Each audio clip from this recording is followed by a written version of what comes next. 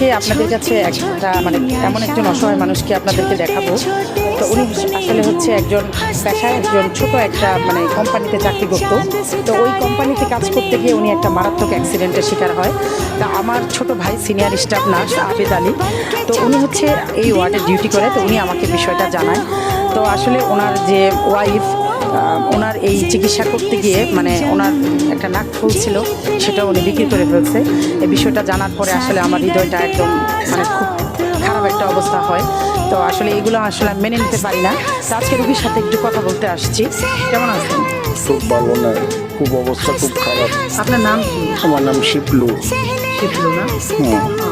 অবস্থা খারাপ কারণ কি? পাউডার সিলিপ খেয়ে পাউডার দুটো হাড় আমার ভেঙে গেছে। আমার চিকিৎসা করে কোনো টাকা পয়সা নাই। না আপনার কাছ থেকে খুব সহযোগিতা চাচ্ছি। আচ্ছা কারণ আপনার যদি আমার পাশে থাকেন তাহলে আমার অপারেশনটা কালকে হবে। আচ্ছা।